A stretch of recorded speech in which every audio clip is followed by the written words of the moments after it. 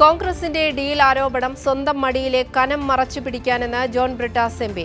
കേരളത്തിലെ കഴിഞ്ഞ 10 വർഷത്തെ വികസനത്തെക്കുറിച്ച് ചർച്ച ചെയ്താൽ പ്രതിപക്ഷം രാഷ്ട്രീയമായി ഇല്ലാതാകുമെന്നും നുണ പറച്ചിൽ ഒരു പകർച്ചവ്യാധി പോലെ കോൺഗ്രസിൽ പടരുകയാണെന്നും അദ്ദേഹം ആലുവയിൽ LDF പ്രചരണ പരിപാടിയിൽ പറഞ്ഞു. വി.ഡി. സതീശന്റെ ഡീൽ ആരോപണങ്ങൾക്ക് ചരിത്രം ഓർമ്മപ്പെടുത്തിയായിരുന്നു ജോൺ ബ്രിട്ടാസ് എംപിയുടെ മറുപടി.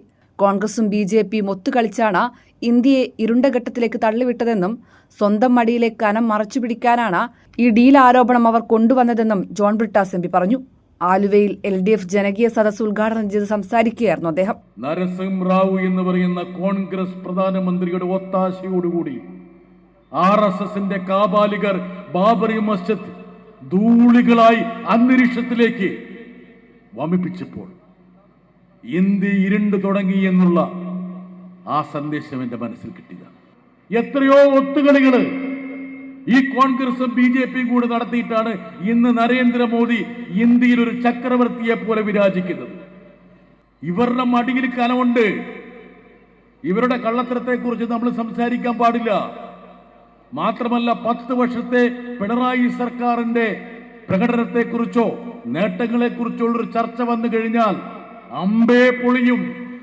ഈ കനം മറച്ചു വെക്കാൻ വേണ്ടിയും ഡീലെന്നുള്ള ഒരു അപസർപ്പക കഥയുമായിട്ട് അവർ രംഗത്തേക്കുന്നുണ്ട്. വെറുപ്പിന്റെയും വിദ്വേഷത്തിന്റെയും പ്രതലമാക്കി കേരളത്തെ മാറ്റുകയാണ് BJPയുടെ ലക്ഷ്യം. ഈ നാടിനെ ഉത്തരേന്ത്യൻ സംസ്ഥാനമാക്കി മാറ്റാൻ അവർ പെടാപ്പാടുപെടുകയാണെന്നും ജോൺ ബ്രിട്ടാസ് എംപി പറഞ്ഞു. ഈ ഒരു സാഹോദര്യം ഇന്ത്യയിലെ ഏതെങ്കിലും സംസ്ഥാനത്തിൽ കാണാൻ കഴിയുമോ? എന്താ മാറുന്നത്? ഈ വെറുപ്പും വിദ്വേഷവും ഇങ്ങോട്ട് ഇറക്കുമതി ചെയ്യണം. ജാതിയുടെയും മതത്തിന്റെയും അടിസ്ഥാനത്തിൽ പരസ്പരം കലഹിക്കുന്ന, കൊന്നൊടുക്കുന്ന, വർഗീയ കലാപങ്ങൾ സൃഷ്ടിക്കുന്ന ഉത്തരേന്ത്യയിലെ സംസ്കാരം, ആ സാമൂഹിക ആ വ്യവസ്ഥകൾ കേരളത്തിലേക്ക് ഇറക്കുമതി ചെയ്യണം. ഇവിടെ മനുഷ്യരെ തമ്മിൽ തല്ലിക്കണം. ഇതാണ് അവർ ഉദ്ദേശിക്കുന്നത്. കേരളം സമാധാനത്തിന്റെ തുരുത്തായി നിലനിൽക്കണമെങ്കിൽ ഇടതുപക്ഷം തുടരണമെന്നും അദ്ദേഹം ഓർമ്മപ്പെടുത്തി. കൈരളി ന്യൂസ്, കൊച്ചി.